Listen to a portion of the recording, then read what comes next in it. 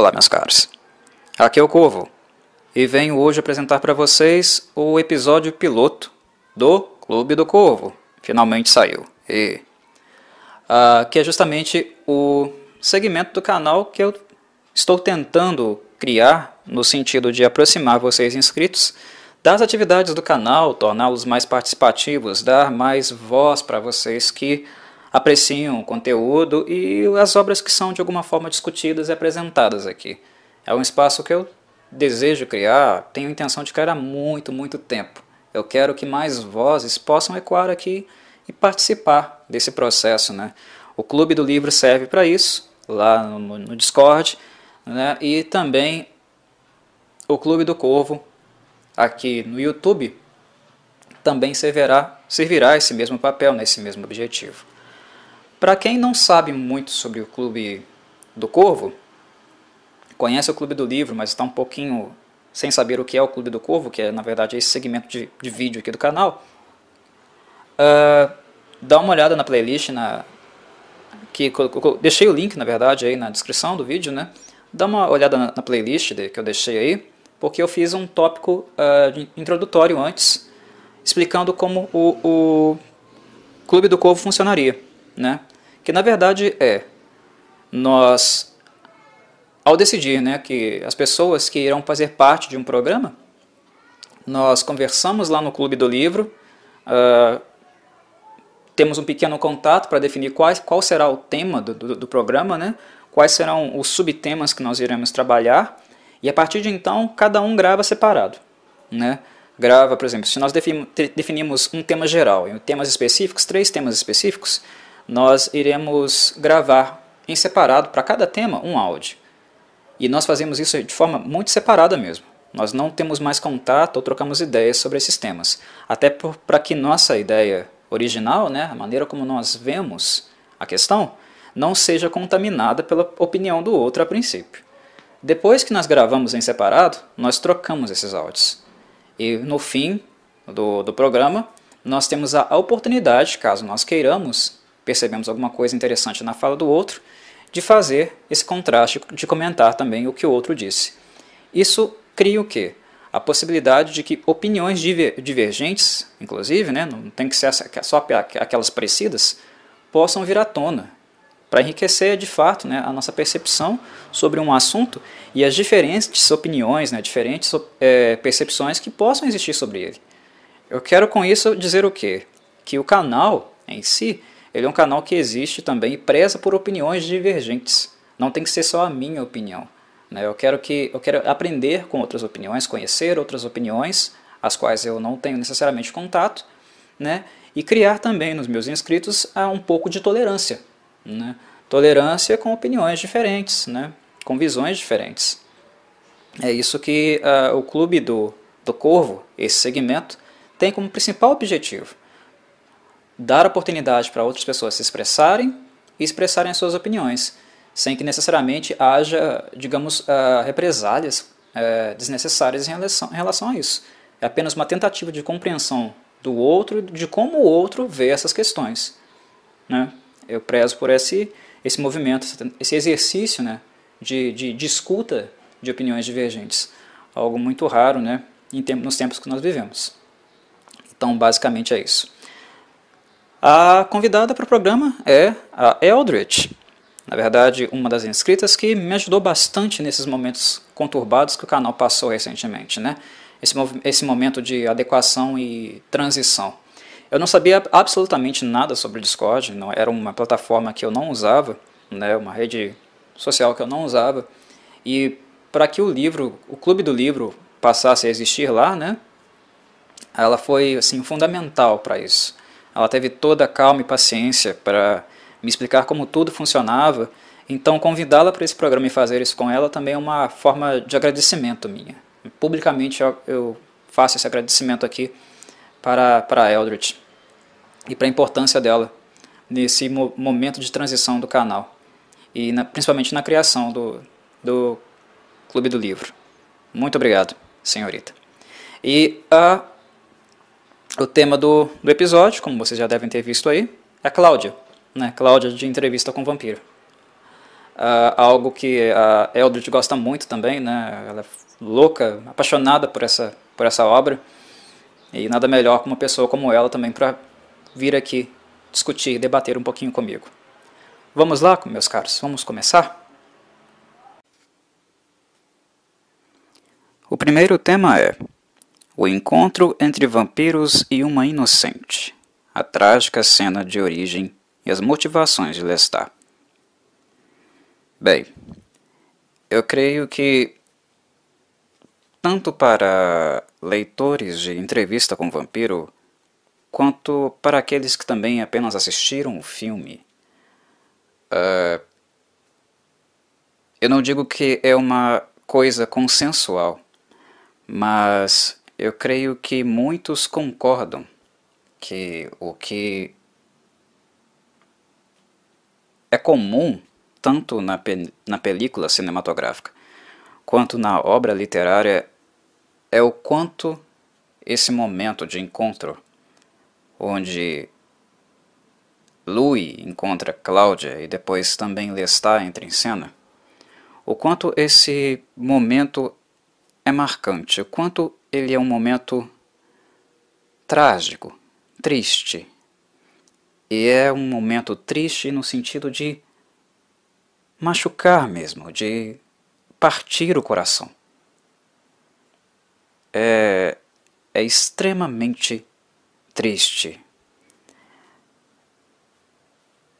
Eu consigo sentir realmente, muito intensamente cada passo que o Lestat dá naquela casinha pobre e totalmente sem esperança, onde ele encontra a Cláudia. É perturbador. É perturbador, é trágico, desesperador e ao mesmo tempo perturbador. Ele encontra uma criança novinha, sem qualquer experiência do mundo, completamente indefesa, inocente, e uma criança que já estava ali chorando pela mãe, conversando com a mãe, acreditando que ela ainda estava viva. Ou seja, é um momento de contato com um serzinho que ainda nem está maduro o suficiente para conseguir elaborar e entender realmente o que é a morte. Nem para isso a Cláudia estava preparada ainda. Entendem? Ela é tão nova que nem elaborar o conceito de morte, de finitude, era algo para ela ainda possível. É uma menininha completamente inocente, e ela estava ali no meio da sujeira, da pobreza, chorando e falando, conversando com a mãe. E quando Louis chega, e ela, desesperada, pede pela ajuda dele, essa cena no livro e no filme é de partir o coração. Eu fico arrasado com essa cena. É um dos momentos que eu acredito que no primeiro livro, em Entrevista com o Vampiro, seja os mais marcantes para o leitor. Minha opinião, claro, minha visão. Mas eu digo marcante no sentido de que você, ao entrar naquela cena, ao você passar por ela, como leitor, como ser humano, não tem como você sair ileso dela. Mexe. Quando você começa a se dar conta do que realmente está acontecendo ali, é muito triste. Chega a ser degradante. A falta de dignidade, de esperança, a barbárie do ser humano ali.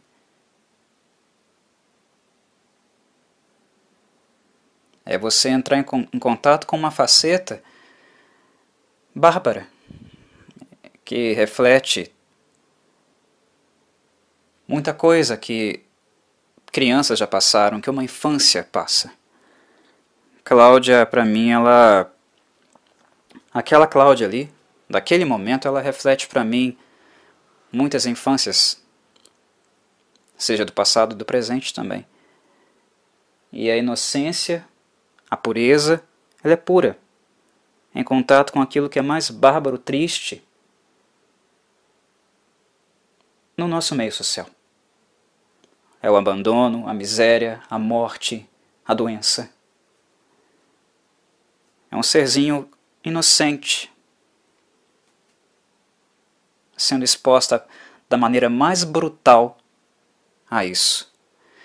Quando o Louis entra no quarto, já todo melancólico, que é parte do ser dele, né? Parte do espírito dele, imagina o impacto para alguém tão sensível e melancólico como o Louis. O Louis vinha de um inferno espiritual, quando ele andava por aquelas ruas. E quando ele adentra a casa, eu acho que a sensação ela é amplificada 3, 5 vezes mais. É triste demais. Então, nós escolhemos falar desse momento por causa disso, porque é um momento onde essas coisas estão vindo para a nossa epiderme e ao mesmo tempo também a gente se depara e se encontra com temas relativos à existência e principalmente à morte, né? O tema da morte ele transpira na obra, talvez, naquele livro, mais do que em qualquer outro momento dele. Digamos que nós lidamos com a morte durante todo o livro, porque estamos falando de vampiros. Mas ainda assim um vampiro, mesmo morto, sendo um undead, um morto-vivo, ele é expressão de vida, ele é pulsão, né? Ele é desejo. A vida se expressa ali. Dentro daquela casinha, tem morte e desespero. Inocência, morte e desespero. Expressas na figurinha de Cláudia. Como se não bastasse esse choque, esse soco que nós tomamos, Anne Rice não nos poupa ainda do que vem a seguir. Louis com ela. Louis estava com sede. E vocês sabem, leitores, o que acontece. E aquele alimentar-se, eu acredito que Louis já tinha, naquele momento, naquele ponto do livro, as suas várias e várias cicatrizes de cada vez que ele precisou tirar uma vida humana. Louis sente isso. Louis nunca teve bem com isso. Ele não é o Lestat. Ele é bastante diferente do Lestat. Completamente diferente, eu diria. Louis e Lestat, embora um seja cria do outro, são completamente diferentes em termos de visão de mundo, de moral, da própria ética vampírica, se é que podemos falar de uma ética vampírica, né? Ela existe. O que é questionável se ela é realmente ética, mas ele não é o Lestat. Digamos que no âmbito do ego,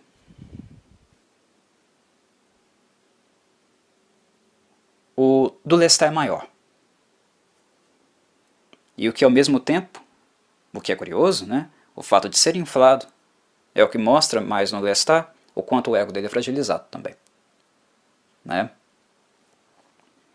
E esse é o ponto. O ego de Louis também é ferido, inconstante, debilitado. Mas ele se expressa diferente. Normalmente é pela melancolia, é pela angústia. e não por uma afirmação, uma reafirmação constante, como é com Lestat. Como nós vemos acontecer com Lestat.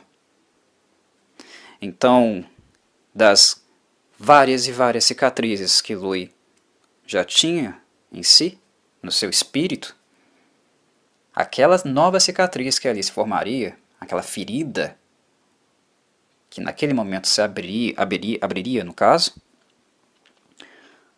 essa iria doer profundamente. E seria talvez uma das, para o personagem, quase insuperáveis. A culpa ali seria muito grande. Ela se tornou muito grande. Um fantasma, uma dor que acompanhou o personagem e não apenas ele, pelos vários e vários anos, várias décadas que se seguiriam. Aquele evento marcou o Louis, marcou o Lestat e marcou a Cláudia. E seria uma ferida que nós veríamos na obra, na sequência da obra, que ela não teria tempo, embora acontecessem décadas, passassem décadas, que ela não teria tempo e nem oportunidade de realmente se fechar. Sabemos o que acontece com a Cláudia no decorrer da obra. Assassinada, Sendo que havia ainda um ódio mal resolvido, um ressentimento mal resolvido, uma culpa mal resolvida, várias e várias coisas mal resolvidas ainda, que ainda não tinham tido o seu ponto final, o seu ponto de fechamento, de término. É um fato marcante também de mencionar. Mas para voltar e fechar esse tópico, para eu não me estender muito, algo que também é marcante para mim nessa cena, que é uma cena central para mim do livro, ela é importante no livro, porque digamos que a cena da casinha, na casinha da Cláudia, é um marco do livro, porque ela afeta praticamente o restante da obra como um todo. E para fechar, volto na expressão do ego de Lestat, porque Lestat também estava sofrendo.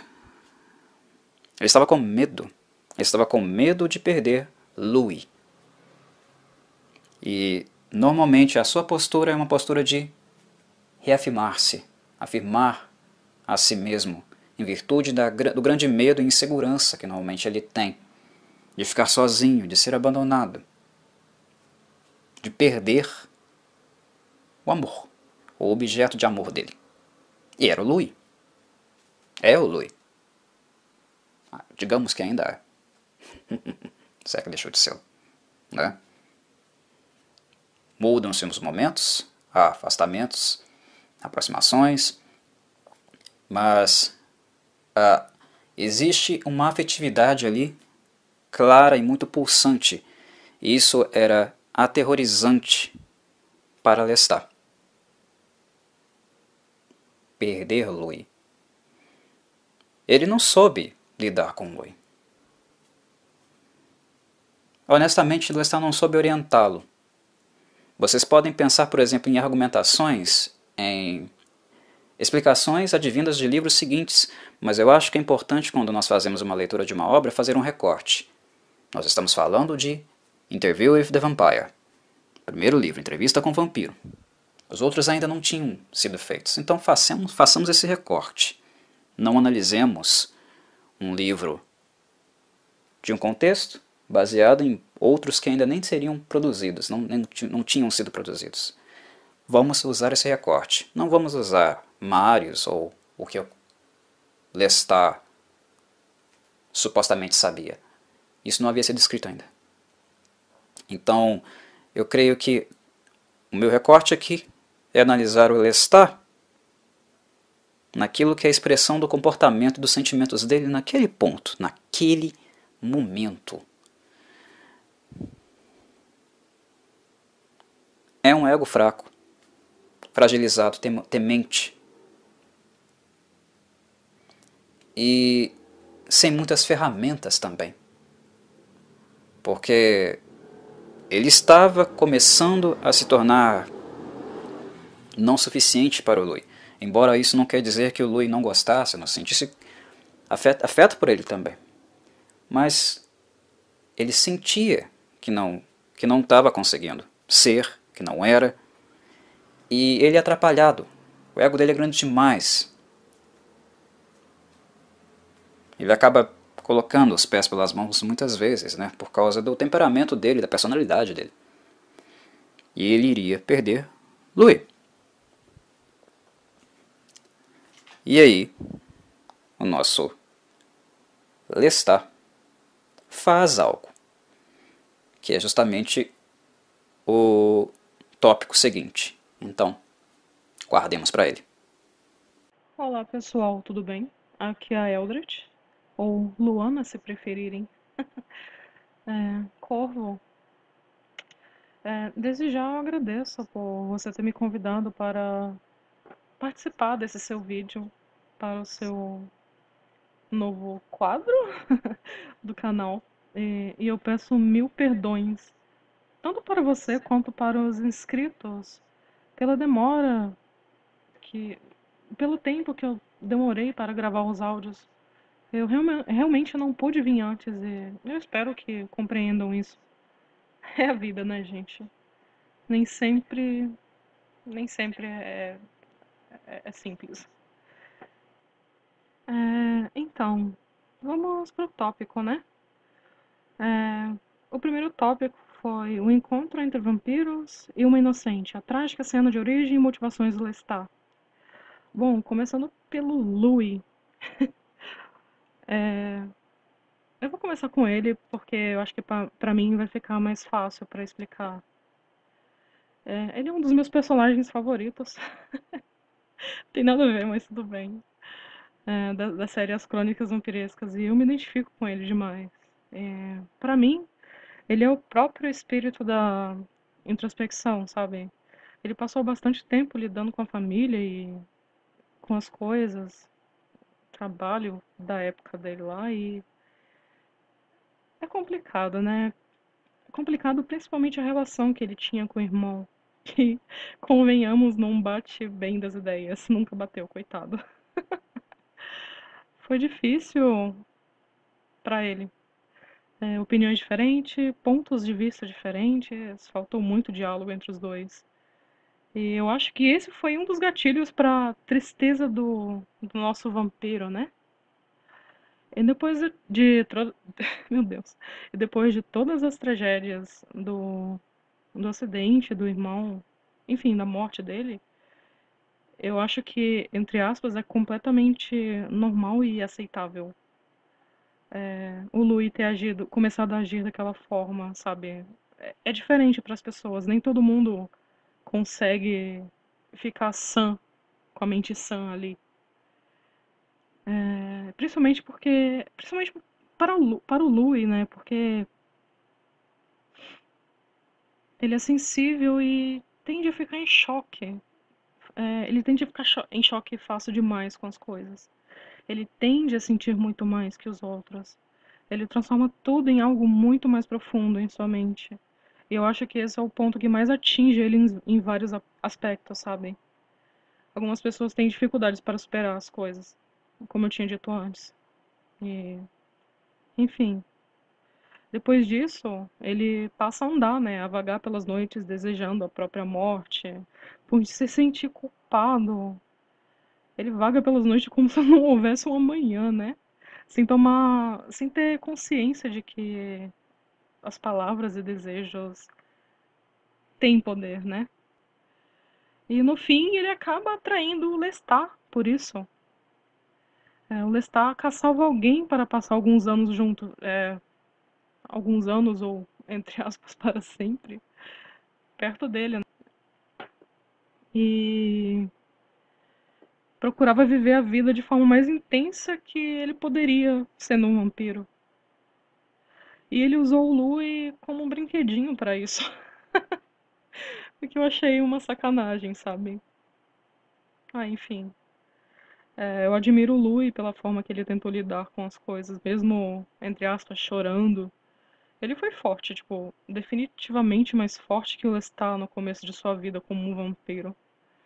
Ele não fugiu e menos ainda precisou de ninguém ao seu lado como o Lestat necessitou. Ele precisou, na verdade, por um tempo para aprender a lidar com sua nova vida, é claro. Para aprender, sei lá, ele queria saber de onde vinha aquilo tudo.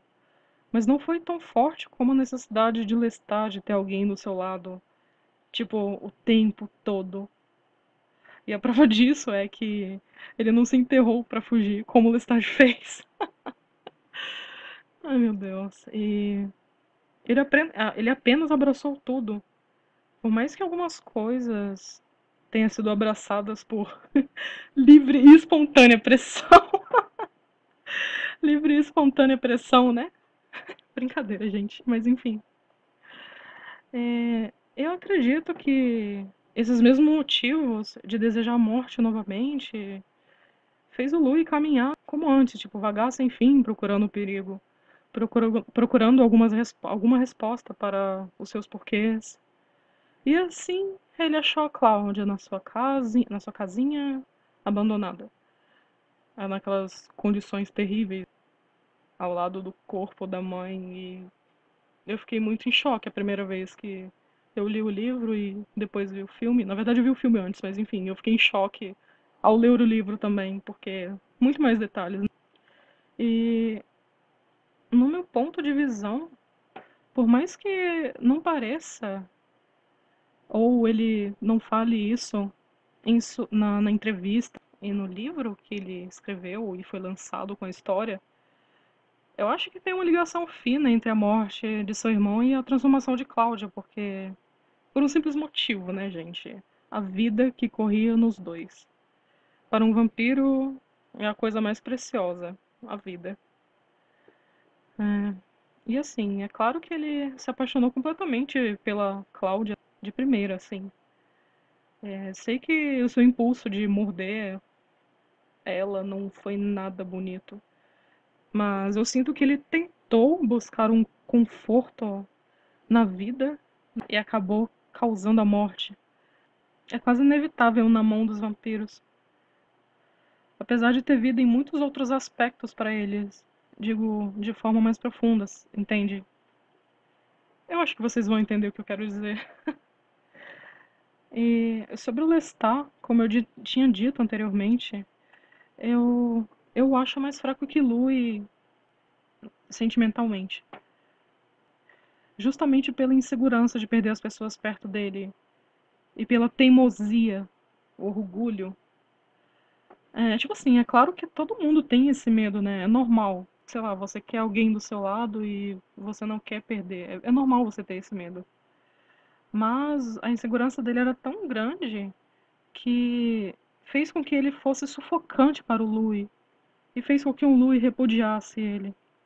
Esse é um dos pontos que fez o Louis correr dele como um diabo corre da cruz. E o Lestat ter mentido sobre tudo para o Louis, de tudo que ele conhecia e que tinha conhecido, foi justamente por causa desse mesmo ponto. Se ele contasse, perderia Louis cedo. Ele amava o Louis profundamente. Não queria vê-lo ir embora tão cedo, né? E quando Lestat transformou a Cláudia, era inevitável que o Louis imediatamente tomasse ela como com aquele sentimento de proteção, coisa assim.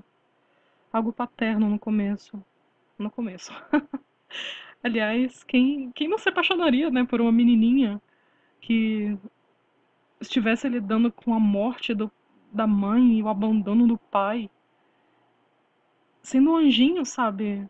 Uma menina que foi jogada às traças ali. Ai, é horrível, eu tenho muita pena dela. Muita gente não gosta da Cláudia por achá-la meio que insuportável, por ela, entre aspas, estragar o relacionamento do Lu e do Lestat. Mas pensem bem, sem ela, ambos também teriam se separado muito mais cedo. Por isso eu tenho uns sentimentos mistos por ela, como amor e ódio, né? Ambos os sentimentos surgem do mesmo lugar, por fim. Essa foi a motivação de Lestat, já que sua mãe Gabrielle o deixou. E depois daquela história toda com Marius, Armand, aquele, aquilo tudo. Ele foi atrás de alguém pra conviver com ele, compartilhar a vida. Por mais que ele tenha sido idiota, na minha opinião, em ter mentido, eu entendo os motivos dele, eu entendo o que ele fez por um amigo. Mas na minha cabeça, algumas coisas mudam, né? Algumas coisas mudam quando você decide pôr permanentemente uma pessoa na sua vida. Se você quer a confiança de alguém, quer que ela fique do seu lado, seja sincero sempre. E eu acho que ela está errou nisso. E a motivação dele, pra mim, foi essa.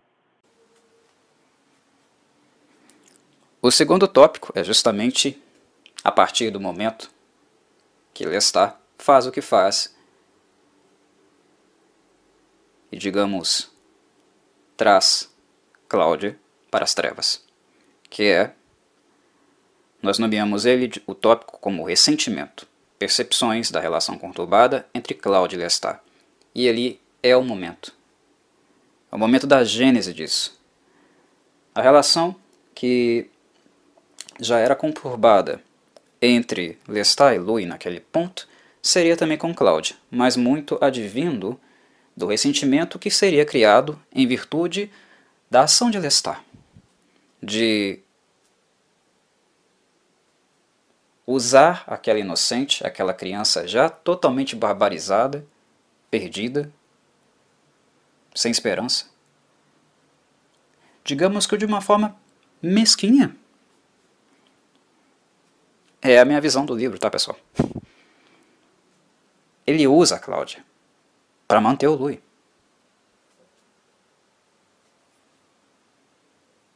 Cláudia é uma forma de prender o Louis. E essa seria a gênese de um grande ressentimento da Cláudia. Tardiamente, há alguns anos mais, né? Descobrindo o que ela foi, qual era o contexto, quem se alimenta dela, quem a usa e para que usa. Eu creio que um dos pontos mais fascinantes e ao mesmo tempo controversos na personagem Cláudia é justamente o que está no título. Mulher em corpo de menina. Cláudia fica em corpo de menina, mas isso não quer dizer que ela não vá amadurecer. E embora ela permaneça menina, ela se torna mulher. Porque o amadurecimento, embora para nós humanos ele tenha consequências fisiológicas, o grande ponto dele, realmente o grande ponto dele, é cognitivo, é mental, é espiritual.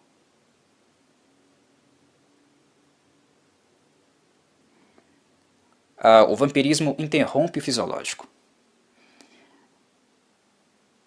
Expande o intelectual através da longevidade. E Cláudia se torna mulher. Ela cresce. E é a partir daí que a menina, o fetiche, a bonequinha, não se mantém. Mas isso não se sustenta.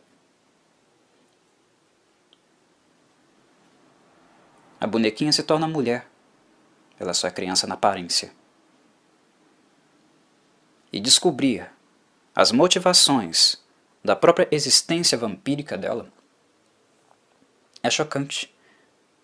Por alguns pontos, a meu ver. Por alguns pontos que eu acho que são importantes. Primeiro, ela é ousada. Não foi por ela. Não houve altruísmo. O nascimento de Cláudia para as trevas não é altruísta.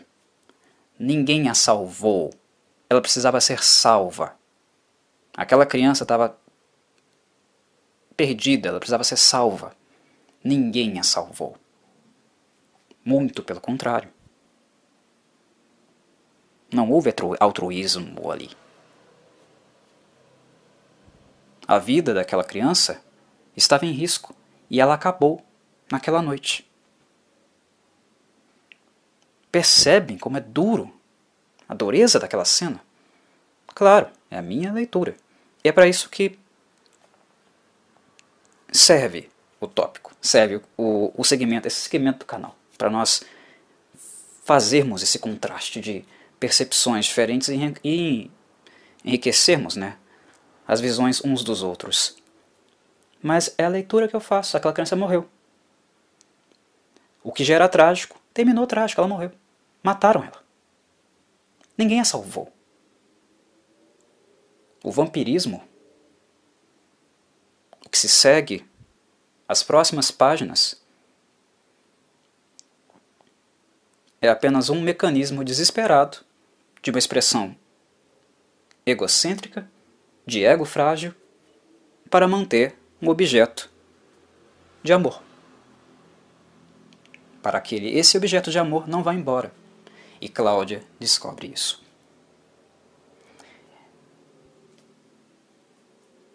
Descobre que as figuras que sempre foram a referência para ela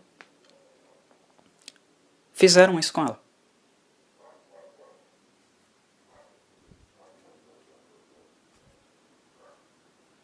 É difícil, é doloroso, é pesado. Um outro ponto que eu acho interessante e que a obra acaba sendo controversa nesse sentido é que o amadurecimento intelectual vem, mas o físico não. Sexualidade. Sexualidade já é uma temática muito controversa, né? Digamos que é um tabu social. Nós estamos no século XXI e não é comum nós falarmos sobre sexualidade. É tabu social. E Anne Rice introduz essa questão na figura infantil. Ela foi ousada demais para fazer isso, né? Muito ousada mesmo. Ela poderia ter sido destruída por causa desse livro. Foi de uma audácia, assim, gigantesca. Mas eu acho interessante porque no permanecer da figura infantil é também uma forma de mostrar que a mentalidade, o desenvolvimento também afetivo, né, da sexualidade é um fenômeno também muito psíquico. Ele não é só biológico, ele não é só orgânico. São outras questões que estão em jogo também. E que são muito enfáticas, muito relevantes para isso. É uma forma de fazer talvez o leitor ali refletir um pouco. E esse é um outro ponto de desequilíbrio ali, de tensão que irá acontecer. Cláudia vira mulher e passa a se tornar ciente das coisas. Um outro ponto. A figura paterna de Cláudia, ela acaba descobrindo que ela não foi de fato. Lestat não foi o pai da Cláudia. Louis foi pai da Cláudia? Está mais para amante, né? Ou pelo menos se configurou assim a partir de alguns anos. Mas quais são as figuras paternas e maternas de Cláudia? Houve. Cláudia era inocente, ela praticamente estava no princípio do seu desenvolvimento intelectual, emocional. Ela era muito pequena. E ela, uma característica, eu acho que emblemática também do personagem Cláudia, que ela não foi introduzida a isso, não teve tempo. Nem uma educação primária, no âmbito familiar, e nem secundária, que é a que nós temos socialmente. As regras, as leis, essas normas de funcionamento. Então, Cláudia não teve censura também. Algumas pessoas chamam Cláudia de perversa, demoníaca. Mas vocês queriam o quê? Ela não teve introdução a isso. Lestat fazia o que queria. Ele não foi pai dela, ele não educou ela. Ela não foi educada pelo pai ou pela mãe, ela não teve essa oportunidade. Louis? Tão pouco.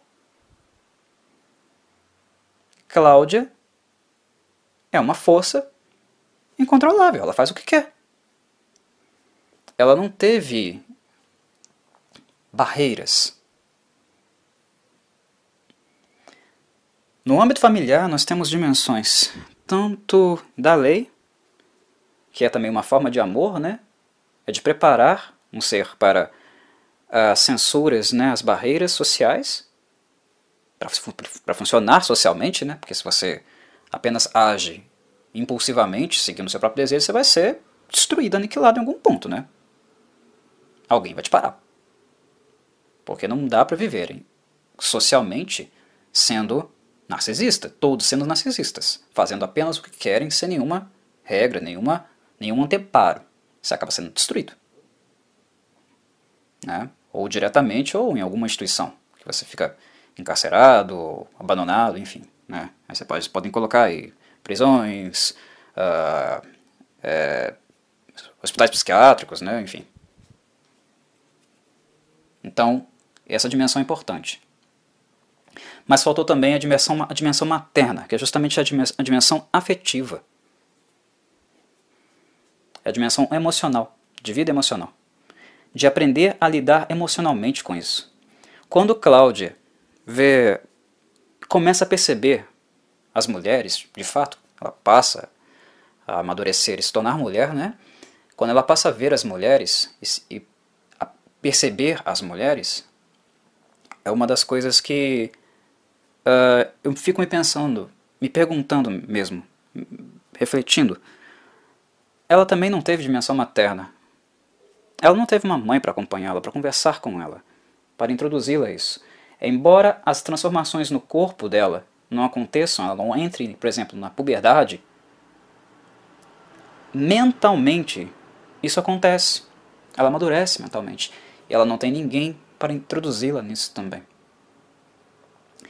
É uma criança sem dimensão paterna e sem dimensão materna. Ela é um dos 3 vampiros que ali estão, que agem praticamente por si só, na maior parte do tempo. Eu não vejo a pequena família dos 3 como uma estrutura colaborativa, de suporte. É muito difícil perceber que ela realmente se constitui assim, que ela se organiza assim na obra. É muito difícil. E isso tem impacto na Cláudia. Faz falta.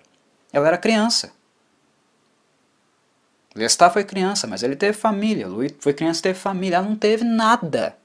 Nada. Monstrinho, diabinho? Sim. Claro. Cláudia chacinou famílias. Acabou se tornando uma perversinha, manipuladora. Dos 3, em entrevista com o vampiro, na minha leitura, a Cláudia é a mais manipuladora deles. Mas, repito, vocês esperavam o quê?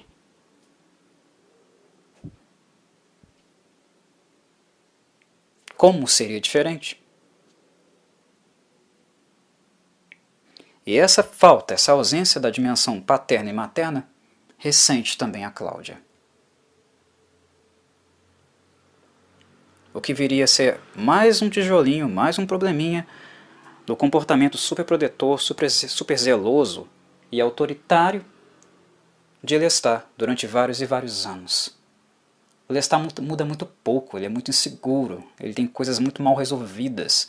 É como se fosse um sintoma ali que ele não resolve, fica. Esse sintoma não é elaborado, ele não resolve isso, e ele acaba vazando nos outros. E com tudo sendo clarificado para Cláudia, sendo esclarecido para Cláudia, isso só vai piorando.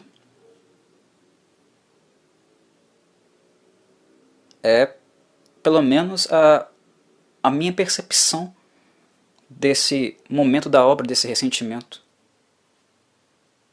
Ela não é bonequinha. Ela não é um instrumento. Ela não é uma chave, um cadeado para manter Louis. Quem é ela? O que ela é? Ela é mulher também? Cláudia não teve nem suporte para entender o que é ser criança, o que é ser mulher. Ela é mulher. Ela é mulher. Só que imagina a questão da autoimagem. Do se olhar, de como Cláudia se vê. Ela vê várias mulheres o tempo todo. Ela age como uma mulher, supostamente, né? Age como uma mulher mentalmente, em termos de desenvolvimento. Embora ela seja meio tantã, né? Meio, como falei, ela não tem censura nenhuma. Mas ela age como mulher, ela é madura, em termos cronológicos e cognitivos, né? Como uma mulher. Mas o que ela é e a imagem é como se fosse um Lego que não se encaixa, entendeu? É incompatível. Dá um bug ali. Eu sou mulher, mas não sou. O que eu sou? Quem sou eu? E aí ela começa a descobrir. Eu sou a chantagem de Lestat. Eu sou a vítima de Louis.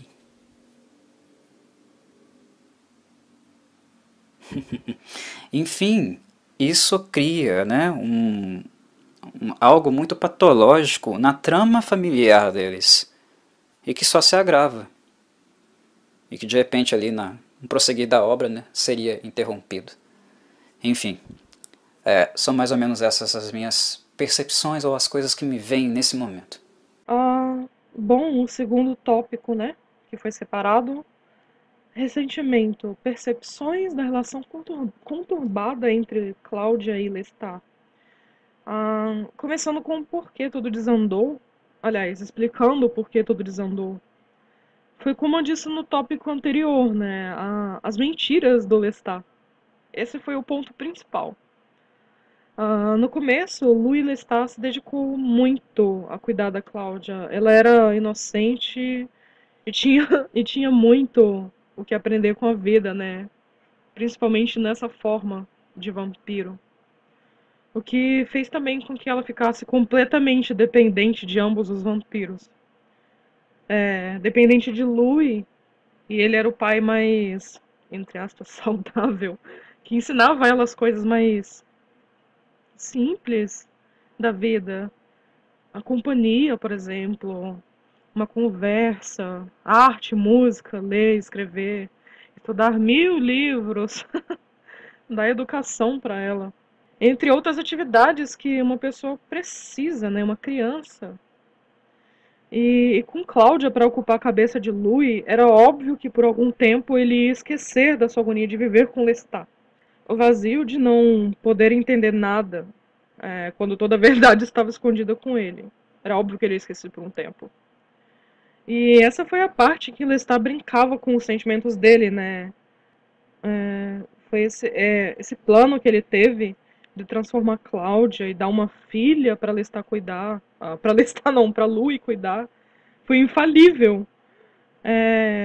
Para ficar vivendo com ele por mais alguns anos, como uma família feliz.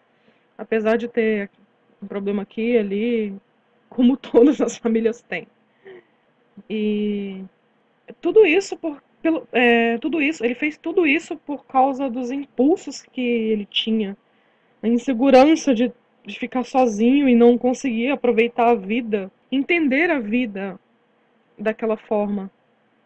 E a Cláudia na mão de Lestat também foi como um brinquedinho, uma bonequinha de voodoo para controlar o Louis, até ela começar a tomar sua própria personalidade e entender mais profundamente o que estava acontecendo ali. E ele, o Lestat, era o pai mais orgulhoso, né? Aquele que ensinava ela a caçar e agir como um vampiro. Até porque ela simplesmente não poderia fazer isso sem a ajuda de alguém. E o Louis, obviamente o Louis não ia ensinar a Cláudia a caçar do jeito que ele caçava. E ela, por ser muito pequena, enfim, ela não poderia fazer sozinha.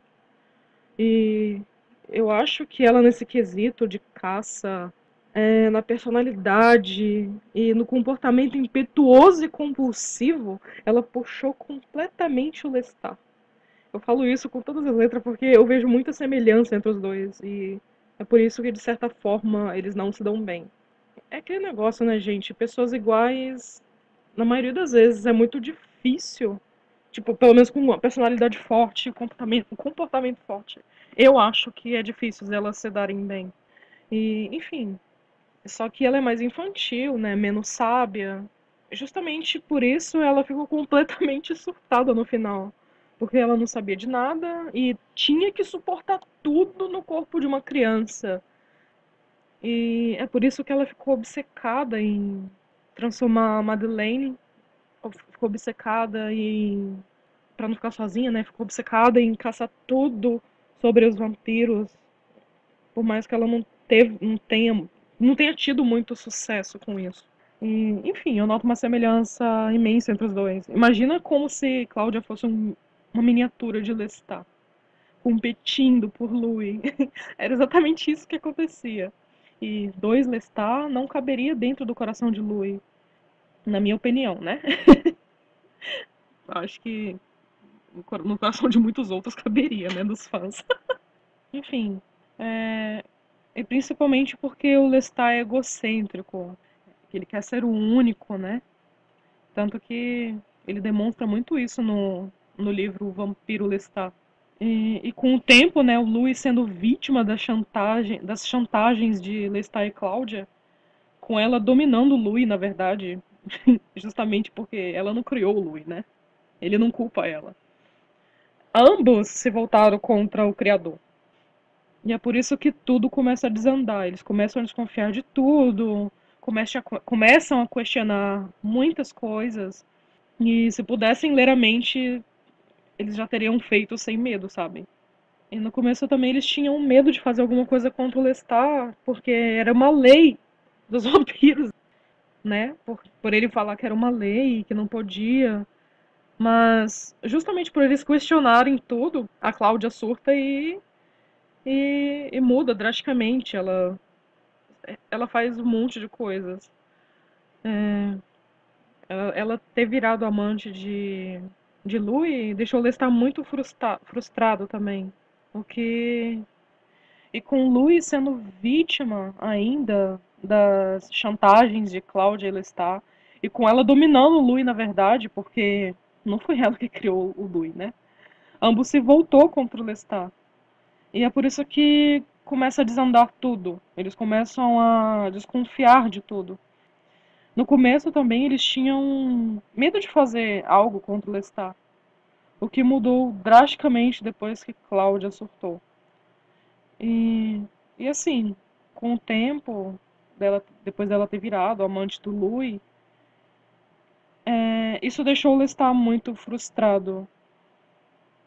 E como o Louis com o Louis sendo facilmente manipulado, ele começa a seguir Cláudia em tudo, como se fosse um bichinho de estimação, né?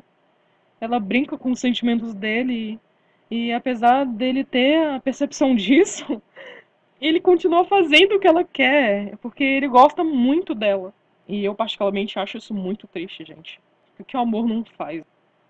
E isso foi a confusão na certa. No fim, a Cláudia fez a cabeça de Louis e eles aprontaram contra o Lestat, lhe meteram castigos, cortes, afogamento. Ai, meu Deus, que horror. E eu sinto pena dele, né? Por mais que ele tenha errado em mentir, ele fez por um amigo. Eu acho que quando, sei lá, você percebe que uma pessoa tá escondendo algo, um segredo, um segredo para um amigo, você não pode tentar interferir nisso, porque não é assunto seu. Mas no quesito dos vampiros é diferente, né? Já que tá todo mundo ali no mesmo barco. Gente, eu não sei opinar sobre isso. Eu fico muito dividida. Mas enfim, né, as promessas são dívidas. E eu imagino que o Lestat também, ele odiou a mentir. Tudo.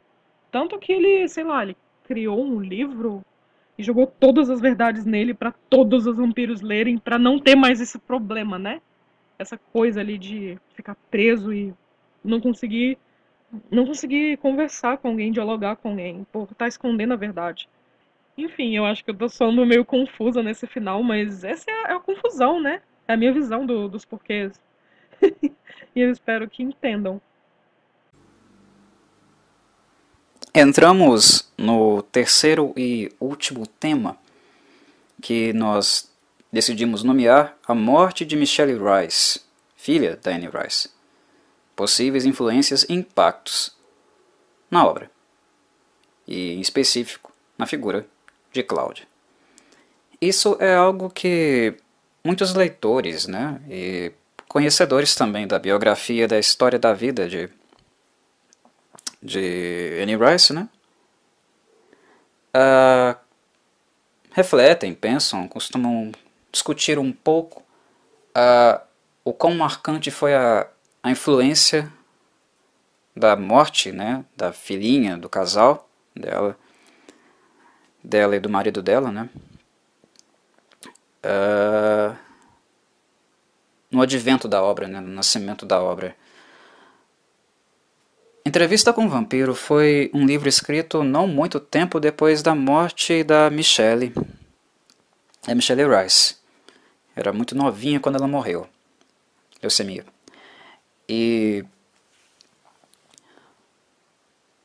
não tem como, pessoas, nós tratarmos isso e levarmos isso como uma coisa comum e simples, é a perda de um filho.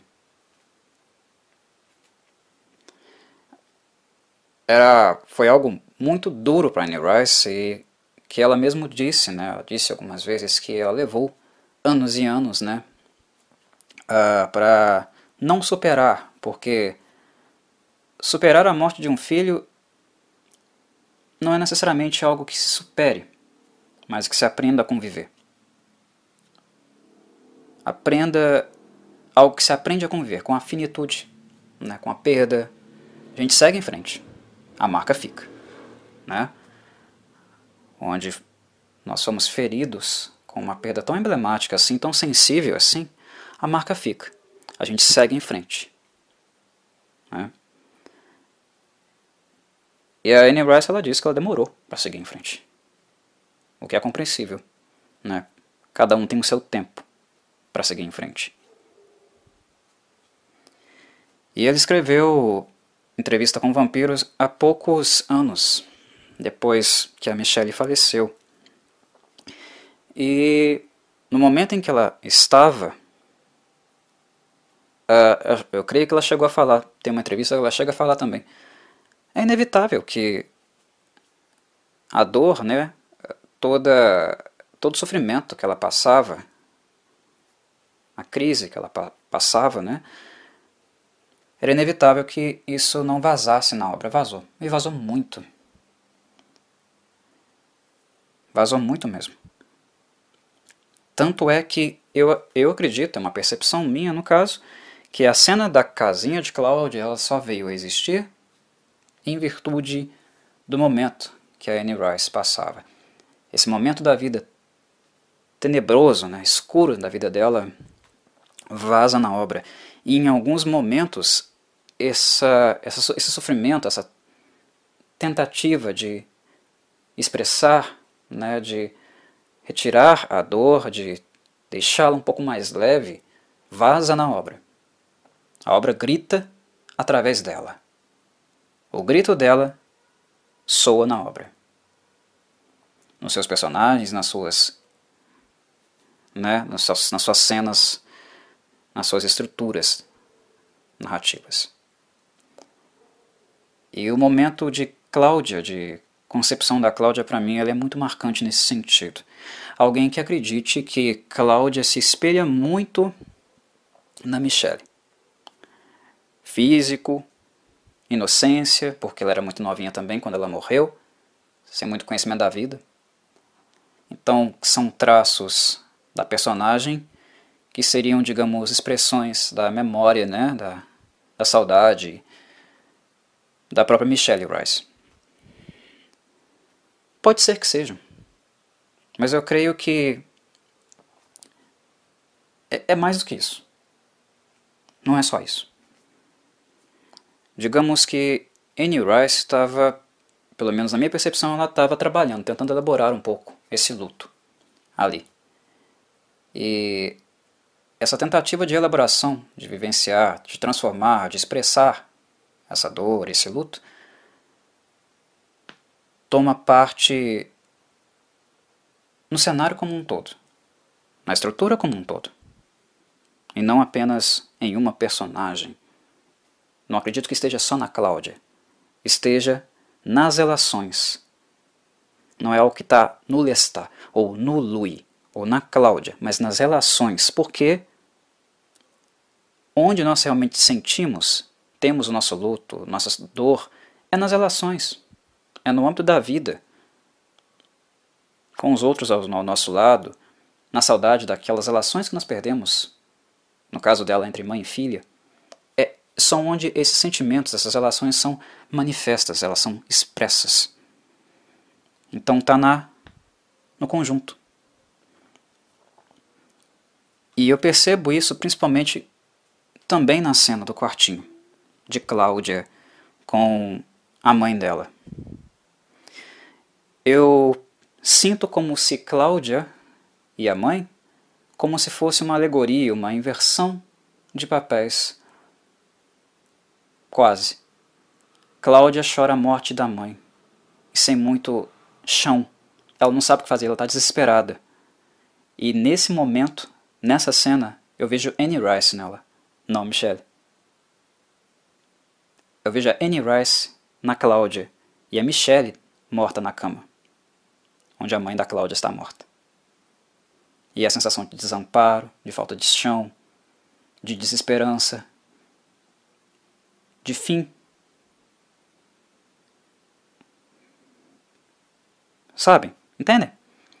É como se fosse uma inversão. Há momentos que Cláudia pode sim manifestar e expressar Michelle, mas em alguns momentos ela é Anne. E quando eu digo Michelle, memória da Michelle, né? Porque a Michelle em si não existia mais, né? Ela não existe mais, ela morreu. Não foi ela também que escreveu a obra, enfim. Mas há momentos de memória em que ela é a memória de Michelle. E há momentos que ela é a expressão da própria dor, né, do próprio luto da Anne Rice.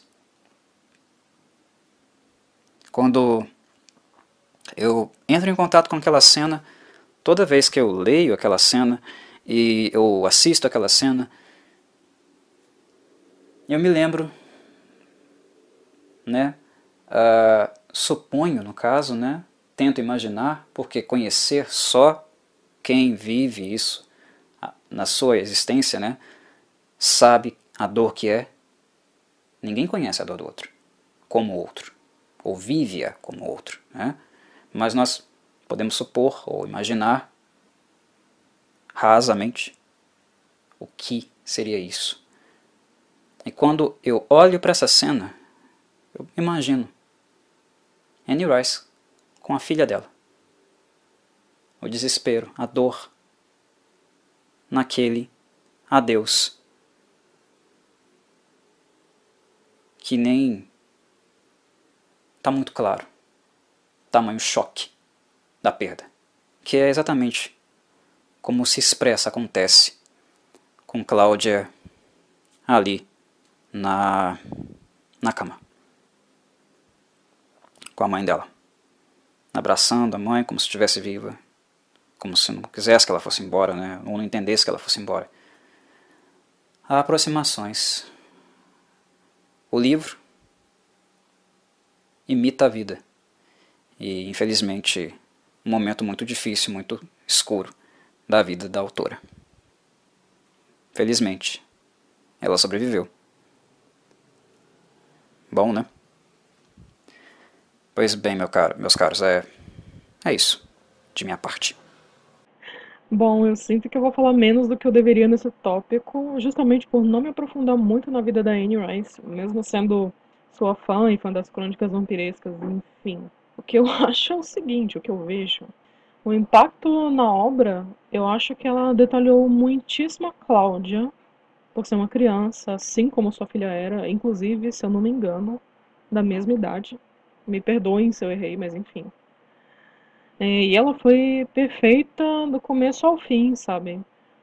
Já nos outros livros, nenhuma outra mulher é tão perfeitamente, extremamente detalhada como Cláudia foi. É, como também são os filhos da Enya, né? Os vampiros, os homens. Elas não são tão perfeitas quanto eles. E elas não foram tão perfeitas. Elas não são. Meu Deus. Elas não foram tão perfeitas como a Cláudia foi. Mas eu acho que com o tempo, escrevendo e desenvolvendo a história, ela foi superando, sabe, essa personagem. Tanto que ela não sobreviveu. Eu acho isso porque eu também escrevo histórias apenas para mim, até então. E alguns dos meus personagens morrem. Eu dou muito de mim e meus sentimentos sobre algum deles, mas esse sentimento se supera, muda com a partir do tempo. É, e tem muito desse sentimento meu em cima do meu personagem, eu acabo com ele, sabe? Eu tiro ele, eu mato ele, sei lá. Claro que eu posso estar falando besteira, é diferente para cada um, mas falando e vendo como artista sentimental, eu vejo assim, as coisas mudam e o rumo da história pode mudar também, como muitos outros livros e filmes acontece, né? Eu sei que a Anne não escreveu os seus livros para superar a morte da filha, para distrair a cabeça, como ela mesma já postou no Facebook dela, eu acompanho ela às vezes. Ela fez um texto sobre isso, mas eu sei que tudo nessa vida tem um impacto, né? Principalmente se tratando da morte e da vida. Eu acho que nem a caixa foi tão perfeitamente explicada e detalhada como a Cláudia no primeiro livro. E eu acho que sua tristeza da morte impactou também muito no Louis, o seu primeiro personagem, o primeiro livro. Ela mudou de personagem assim que acabou o livro, que ela terminou de escrever.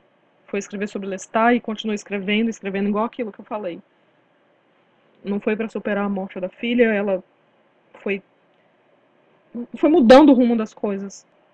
E mas eu acho sim que o impacto que deu é, que a morte da filha dela, no caso, deu um impacto muito grande no Louis, principalmente pelo jeito que ele viveu as coisas. Por exemplo, o sofrimento da morte do irmão, do Louis, como ele ficou pensando sobre tudo, como ele se sentiu culpado, como ele sofreu sobre isso e como ele vagou procurando a morte. Ele se sentiu fraco, né, naquele momento. E eu acho que é isso. Foi bem curto mesmo, eu não falei muito. Eu sei disso. Mas enfim, eu vou ficando por aqui. Até a próxima. Olá, caríssima. Primeiramente, muito obrigado por participar do programa, por expor as suas visões e me dar a oportunidade também de enriquecer as minhas com as suas e refletir um pouco sobre elementos novos, né, que você traz para mim. Eu creio que o formato do programa, né, ele permite uma ampliação da nossa visão, da reflexão, daquilo que a gente percebe, daquilo que o outro percebe, de alguma forma, uma revisão que pode nos engrandecer de alguma forma, né? Então, agradeço não apenas pelos ouvintes, né? Pelos nossos ouvintes, pela oportunidade de permitir isso a eles, mas também a oportunidade de permitir isso a mim mesmo. Em algumas das suas falas, na sua fala como um todo, né? Fui ouvindo, eu pensei algumas coisinhas as quais eu gostaria de comentar. Interessante, né, que muitas considerações que eu fiz e que você fez também, o quanto elas se tocam, né, elas são muito próximas. Há uma certa,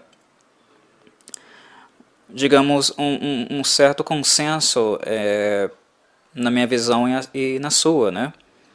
Algo que nós vemos, enxergamos por uma ótica muito parecida. Mas é claro, nós somos pessoas diferentes.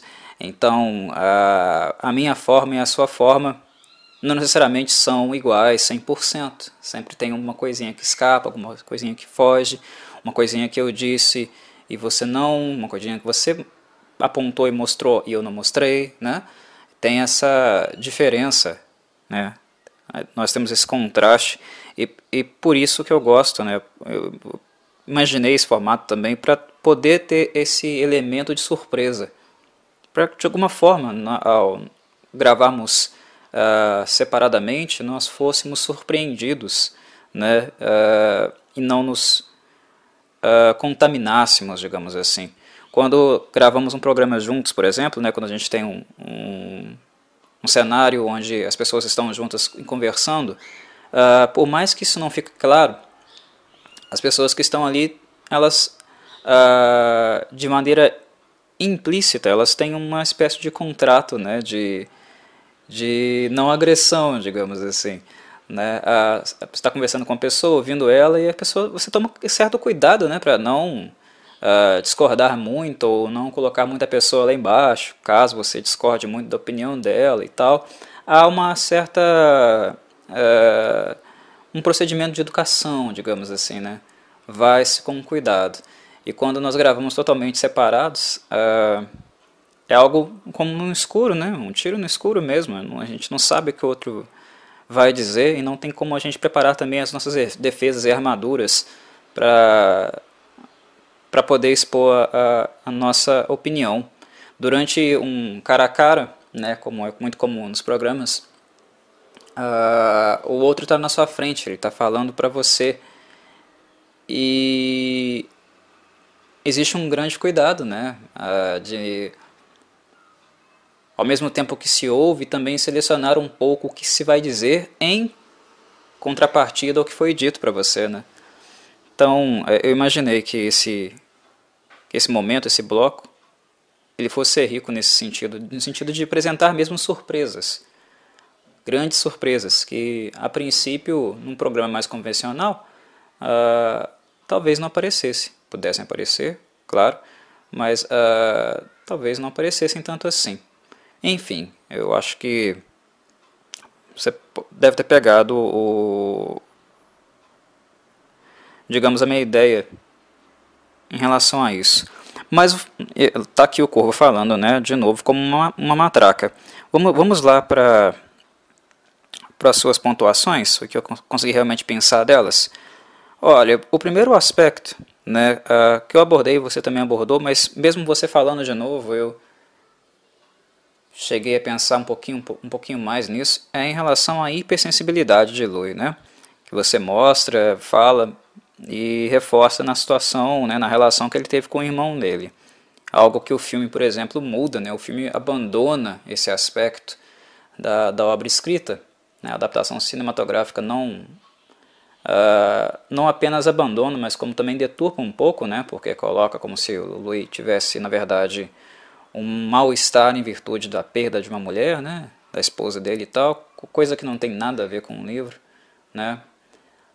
Há elementos parecidos e que se aproximam, digamos, no papel que o Louis tinha nessa época, né, porque na verdade ele não apenas era o senhor da terra dele, né, com toda a responsabilidade que isso implica. Ele passa a ter um papel não apenas, né, de responsabilidade, um papel administrativo na fazenda dele, mas também um papel de suporte afetivo, né, de cuidar, inclusive, do bem-estar e da saúde mental dos familiares dele. Então ele fica muito sobrecarregado, né? E no momento que o Louis se transforma em um vampiro, momento em que o Lestat de fato o abraça nas trevas,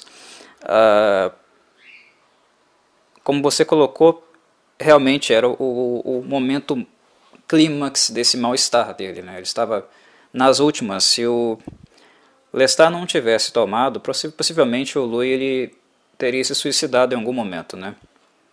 Ele teria desistido da vida, tal era o mal-estar que ele sentia.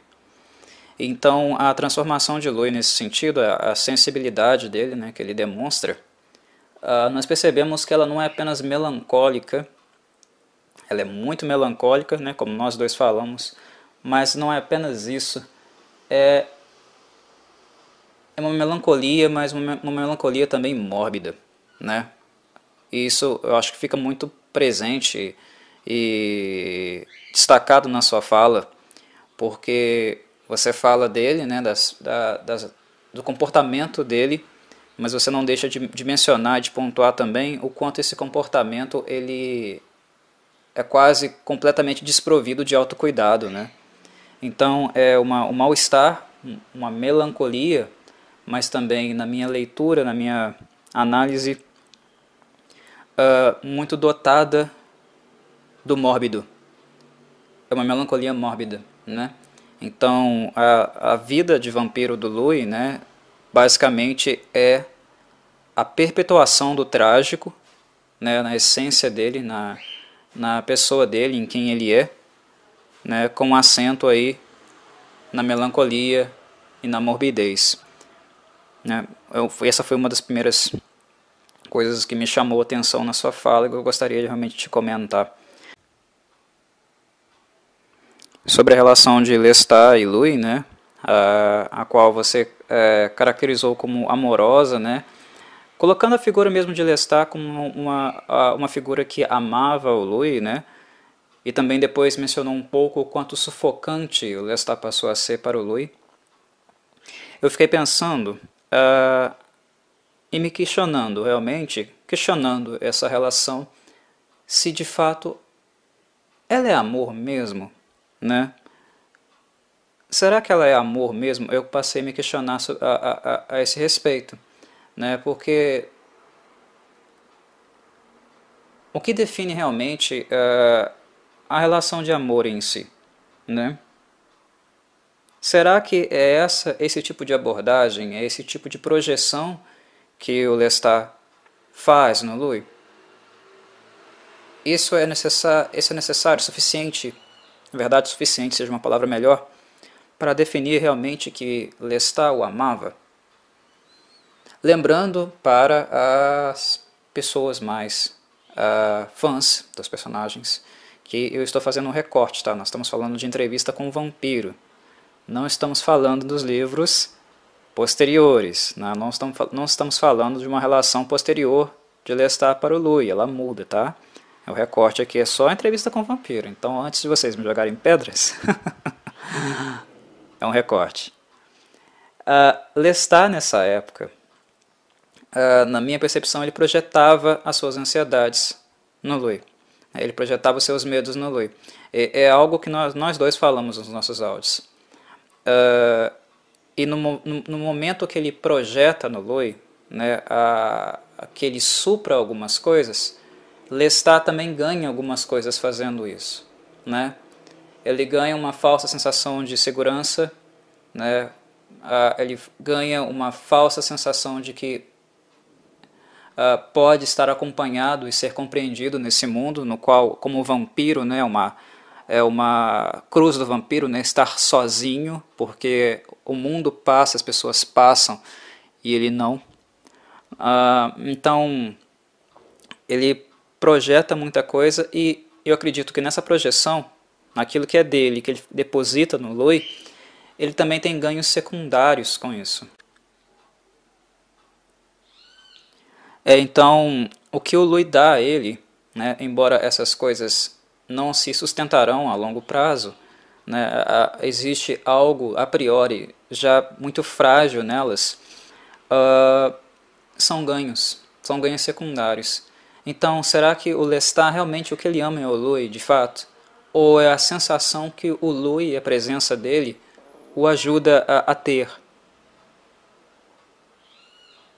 Será que o Lestat realmente ama o Louis por quem ele é? Ou ele amava mais a sensação de estar suprindo momentaneamente, temporariamente, as suas próprias ansiedades, medos e frustrações? Quando se ama o outro, né? E não o outro que eu idealizo, o outro que eu vejo. Ama-se Louis, e não a ideia de Lui que eu tenho, né? Quando ama-se o outro, na sua idealização, na projeção, naquilo que você espera que ele seja, você está apenas amando a si mesmo naquilo que você projeta no outro. Você está amando a si, é como se você estivesse olhando para o outro como um espelho, né? Um espelho de você. Você está depositando as suas impressões sobre ele, né? Seus temores sobre ele, seus desejos e expectativas sobre ele. Então é mais algo teu do que dele, né? Esse amor é um amor narcísico. Ele não é um amor da alteridade. Ele não é um amor que vai de encontro com o outro. E é algo que nós vemos muito em relações amorosas por aí, né? E quando esse elemento da, da saciação, né, esse elemento em que o outro supre as minhas angústias, ela de alguma forma pode ser suprida ou ela deixa de ser uma necessidade, o que normalmente nós vemos são os casais se separando. Não se ama a alteridade. Quando se ama a alteridade de fato, aí na verdade é um outro tipo de amor, né? Um amor pela diferença e um amor não por aquilo que é meu, por aquilo que eu jogo no outro, que eu projeto no outro, né? Que é aí o amor narcísico. Quando é o amor, né? Pela alteridade, pela diferença, esse amor é mais forte, ele é mais sólido. Ele não se dissipa, né? Ele não termina-se. Ele é mais duradouro. Né? É só esse questionamento que eu queria fazer, eu queria trazer nesse ponto, né? A quem se ama? Ao outro realmente, à alteridade? Ou a ideia do outro que eu criei? Né? Ou a expectativa sobre o outro que eu criei? Enfim, é apenas a minha reflexão que eu puxei aqui a partir das suas apresentações, suas percepções. Achei interessante fazer. Pulando para um outro ponto, né, um outro tema presente na tua fala, sobre o fato do Louis morder a Cláudia, né, da cena lá na cabaninha, né, na casinha dela, aquela cena realmente triste, de despedaçar o coração, né. Ela é bárbara e ela modifica, ela realmente assombra o Louis, né, digamos por quase todos os anos que ele continuou vivendo com a Cláudia. Eles vão resolver isso, né, começar a resolver essa questão, né, essa culpa e esse ressentimento também que ela passa a sentir por ele em um determinado momento, digamos lá próximo do fim, né, do fim da própria personagem dela. Então eu não sei dizer que se houve realmente tempo para uma solução harmoniosa e completa dessa, digamos, das escoriações, né, dos traumas que ficaram desse evento. Mas enfim, é algo que assombra o Louis depois, né? Assombra muito o Louis depois. Como eu costumo dizer, o Louis chora o que ele come, né? O Louis ele vive tão angustiado, né, que as próprias refeições dele, né, os ratinhos, basicamente ele janta os pobres coitados, né? Ele janta lá os ratinhos quando ele não se alimenta de humanos, que ele tenta realmente, como você colocou, evitar muito, né, a alimentação dos humanos. Ele janta os ratinhos, mas ele está sempre angustiado, ele está sempre melancólico. Então, o Louis é um vampiro choroso. Ele está sempre chorando, ele está sempre com mal-estar, ele está sempre sofrendo. E isso leva o Louis a estar sempre faminto. Ele come, ele se alimenta, mas ele chora. Ele chora.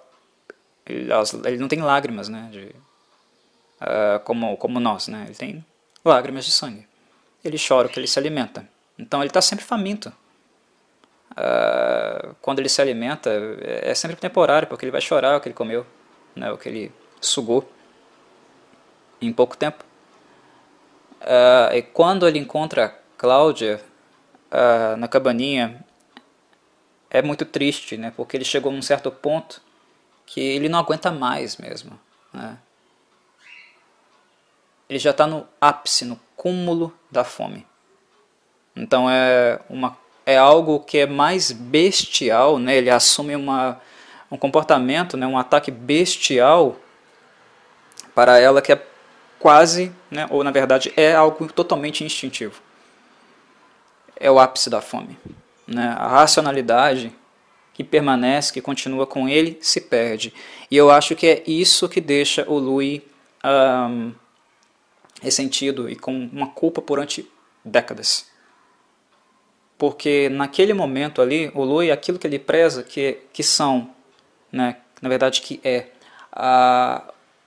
os vestígios de humanidade que ficou com ele, a capacidade de sentir, né, de ser empático e ter sentimentos humanos, né, com muita pulsão. Ele pulsa os sentimentos humanos, ficou com ele, né, ficou no registro dele, que é algo que nós vemos lá mais posteriormente, né, o Armand fica apaixonado com isso, né, o Armand fica surpreso com o tamanho humanidade que ainda resta no ser de Louis, né. No momento que ele morde Cláudia, ele perde, digamos, momentaneamente, né, naqueles pequenos instantes, esses aspectos humanísticos que ele tinha, que ele preservava, que ele vivenciava todo dia, né, através da melancolia, do purgar dele, e o instinto grita. Então ali ele se torna mais vampiro, né, mais besta, do que propriamente o humano.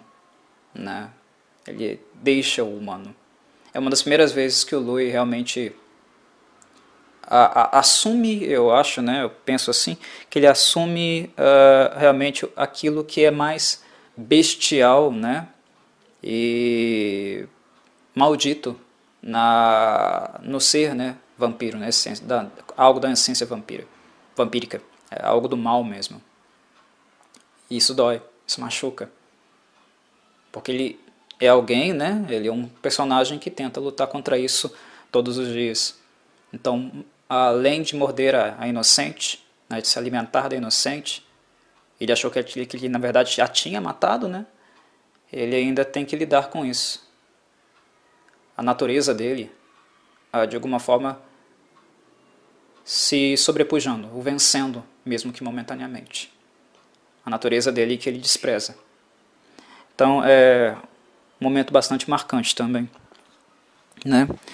Uma coisa que você falou durante a sua fala foi: quem não se apaixonaria por uma menininha que estava ali?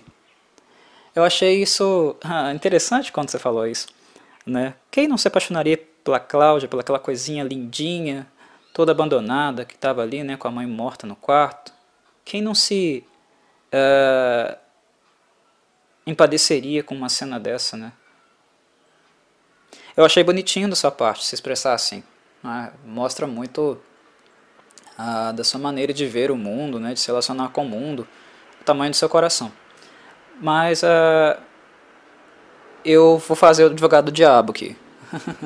Porque apesar de gostar e me simpatizar com pessoas como você, né, eu preciso fazer uma demarcação. Muitos não se simpatizariam.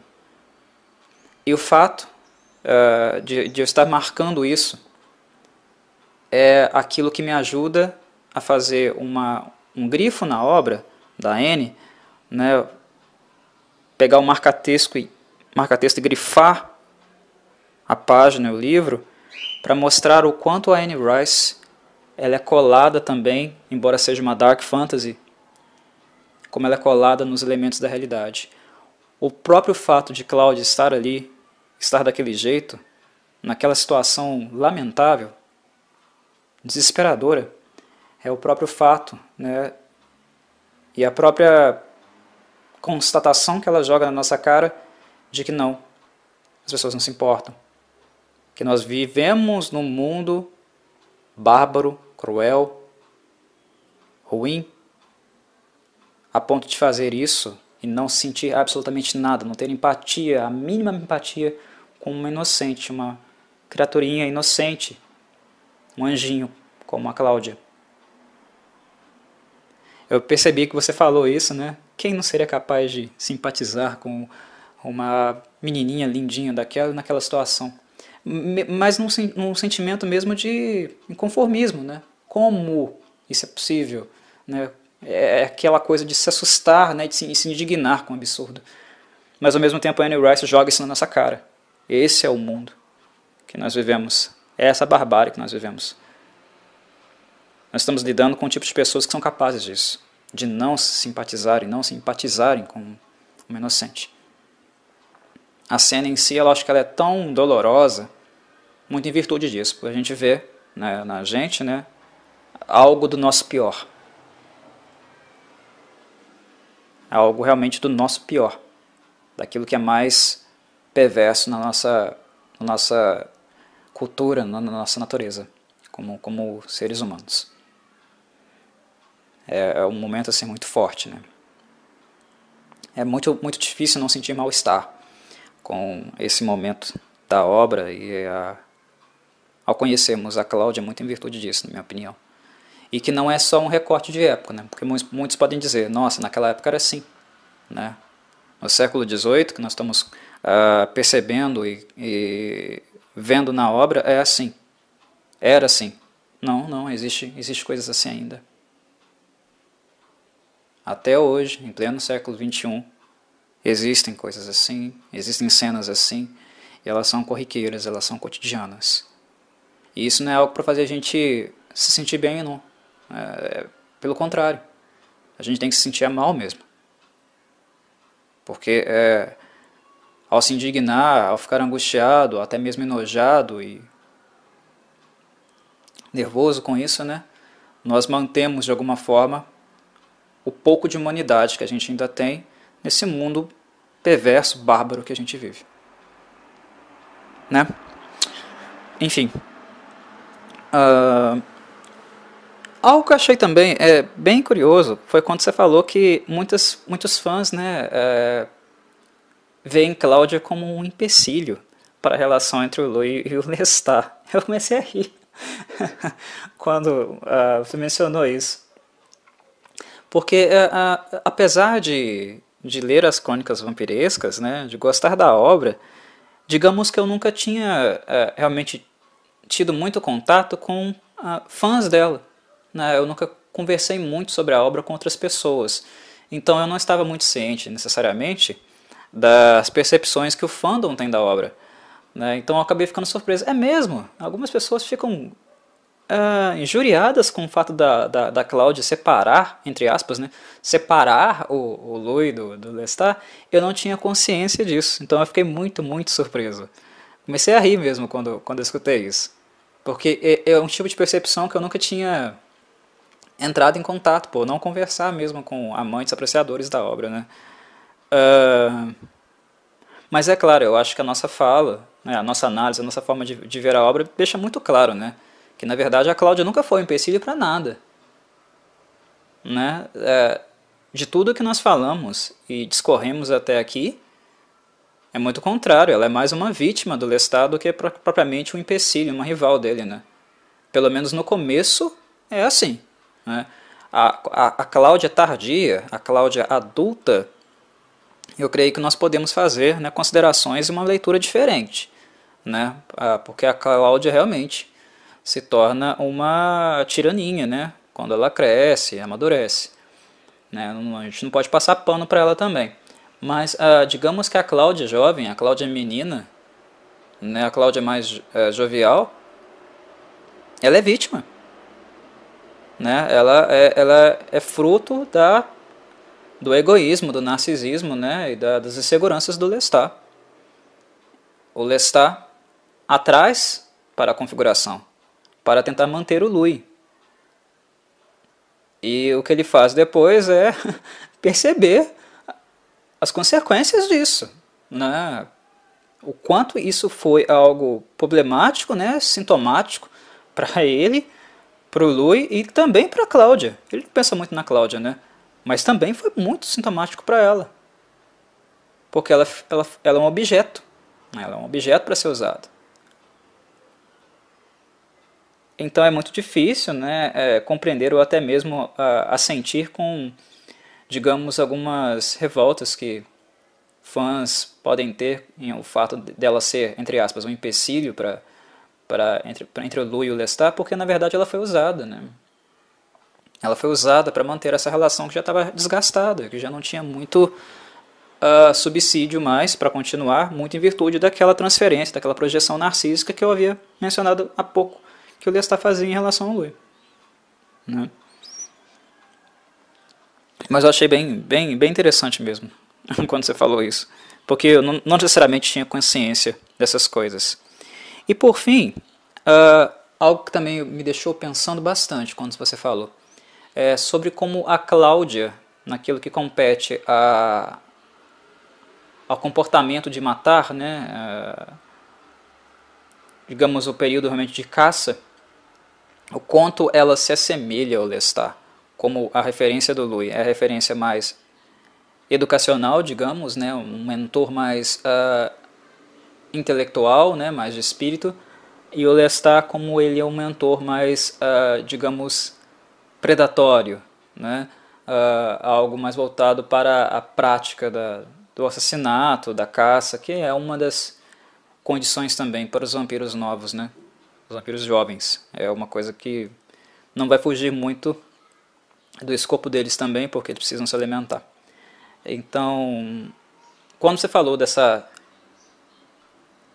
assemelhação, né, entre Cláudia e Lestat no comportamento de caça, eu também fiquei assim pensando, né, quando você falou da impetuosidade, é porque embora Lestat não tenha sido uma referência de pai, tenha faltado pai para Cláudia, né, como eu havia colocado lá no meu áudio, não necessariamente quer dizer que ele não foi referência nenhuma, né? Tanto ele quanto o Louis. Eles não foram pais para ela, um pai realmente, né? Eles não subiram nem papéis maternos ou paternos necessariamente como uma criança como ela precisaria. Mas isso não quer dizer que eles não foram algo para ela, né? Ou que eles não foram algum tipo de referência para ela. E eu creio que sim, de fato, eu acho que essa foi a referência de Cláudia, que Cláudia teve do Lestat, do predador. Eu fico pensando, por exemplo, em animais com práticas predatórias mesmo, né? Predadores naturais da natureza. Quando os filhotes são mais novos, né? Eles não necessariamente caçam com os mais velhos, mas eles presenciam algumas coisas, né? E no comportamento humano também é assim. Quando as crianças são pequenas, né, elas têm os pais, né, as figuras representativas dela como sua referência. Na ciência do comportamento nós chamaríamos isso de aprendizagem vicariante, né? Você aprende vendo, aprende assistindo. Isso é algo lá do Skinner, a teoria do Skinner. Mas é algo parecido aqui. Ela é a pequena leoazinha observando a leoa, né? Porque quem caça, na verdade, entre os leões não são os leões. Os leões são os gordos preguiçosos e que dormem o dia inteiro. Quem caça são as fêmeas, para quem não sabe, né? Esse negócio de rei da selva, rei dos animais, é por balela, é tudo hipocrisia, né? Quem caça são as leoas. As leoazinhas, né, os filhotinhos, eles ficam assistindo, né, na verdade até acompanham, depois que elas ficam um pouco mais velhos, né, começam a ter constituição física para tal, elas aprendem com a leoa mais velha, com a mãe, né, e o tipo de estratégia, o tipo de camuflagem que eles passam a ter, a forma de bote, de aguardar o momento certo para atacar a vítima, é interessante como é muito espelhado, é muito parecido com dos mais velhos, aqueles que foram referência para ela. É quase uma repetição mesmo, é quase uma cópia do procedimento. E Cláudia realmente, nesse aspecto predatório, ela fica muito parecida com Lestat. Nos derramamentos de sangue, né, na ausência mesmo de sentimento de culpa por fazer isso. Eles matam muito, eles assassinam muitas pessoas, né, durante décadas. E é um banho de sangue absurdo mesmo. Eles são predadores assim, monstruosos mesmo nesse aspecto. E a Cláudia fica muito parecida com o Lestat. Eles não estão nem aí. Mas isso é interessante porque a Cláudia, quando ela é pequena e imatura, ela segue a onda, né? Então ela vai atrás do Lestat. Ela faz o que ele faz, né? E até tem aquela necessidade mesmo da criança, né? Do infanto, de ao conseguir realizar algo, mostrar pro pai e pra mãe, né? O que ela conseguiu, né? Que é uma realização dela. Ela quer uma certa aprovação, ela precisa de uma certa aprovação daquelas figuras que ela ama, né? Daquela que ela projeta algum amor, ela quer reconhecimento. A criança faz muito isso, né? Quando a criança, por exemplo, lá quando ela é muito nova, ela faz o primeiro cocô no piniquinho, ela quer mostrar para o pai e para a mãe, olha mamãe, fiz. Ela quer reconhecimento, porque a pessoa que ela espera reconhecimento é objeto de amor dela, é toda a referência dela, é um amor integral. Então, ela precisa do reconhecimento, né? E Cláudia, quando ela é pequena, ela também precisa desse reconhecimento do Lestat. E ela segue ele, nesse ponto da caça, do comportamento predatório, ela cultua o Lestat, né? Mas também eu passei a lembrar, né? Passei a meditar a respeito de como isso muda depois, né? A Cláudia mais velha não é tanto assim mais. Até porque, ao perceber que tipo de relação ela teve com o Lestat e por que ela veio a existir, e o papel do Lestat nisso, o ódio, o ressentimento começa a tomar conta, né? A verdade, né? As questões envoltas na criação dela, né? Na existência dela, passam a ficar mais claras.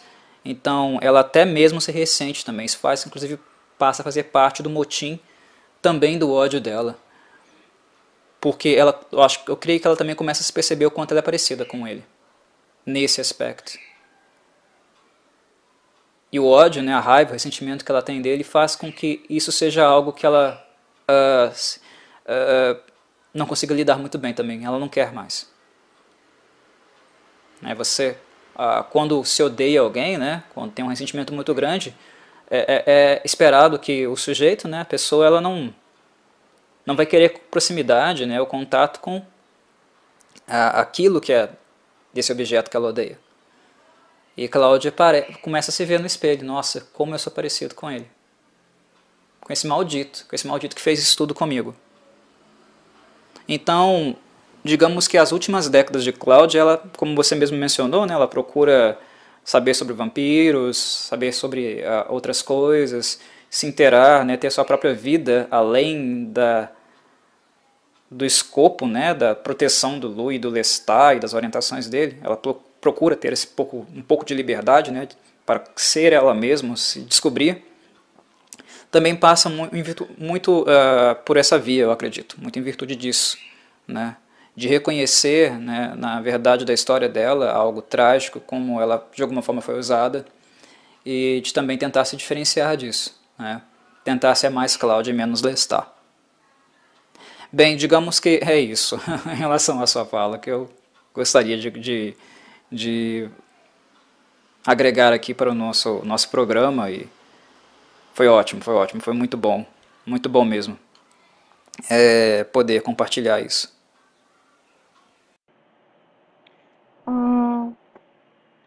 Comentando sobre os seus áudios, Corvo, nós gravamos os áudios separadamente, né? Sem saber a opinião do outro, e tudo no final foi uma surpresa. Eu fiquei bem curiosa e ansiosa para ouvir e eu fiquei satisfeita, eu fiquei feliz que a nossa visão é extremamente parecida.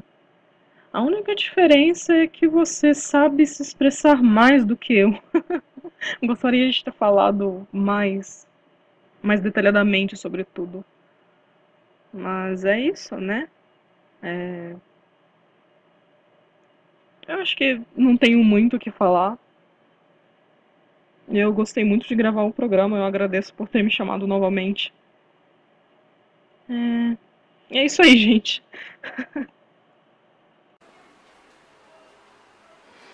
Bem, é isso, meus caros. Espero que vocês tenham gostado, tenham achado interessante esse novo formato.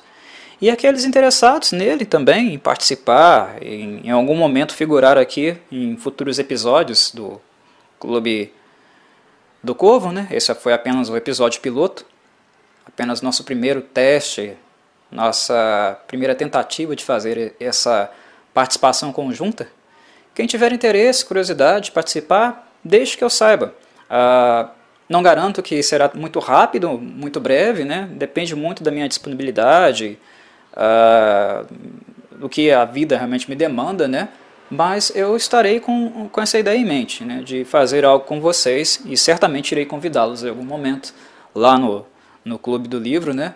Irei chamar vocês para discutir e, quem sabe, elaborar um novo programa para aqueles que gostaram, que sintam necessidade e vontade de participar. Eu espero que o segmento seja longevo, que muitas pessoas possam realmente participar dele e que, no fundo, né, ele acabe sendo aquilo que nós criamos, tivemos como um intento, né, que ele fosse realmente, né, um ambiente, um espaço saudável para expor diferentes opiniões, né, de diferentes percepções acerca de um assunto, de uma obra, e aprendermos, né, de alguma forma com elas, não apenas mais sobre elas, mas também treinar um pouquinho nessa esse comportamento, né, saudável de tentar entender por que o outro pensa de uma forma diferente do que eu, se ele pensar, né? É prática de mínima de civilidade, né? É um exercício de educação que nós nos damos a oportunidade de fazer. Muito bem, meus caros, é isso. Um abraço.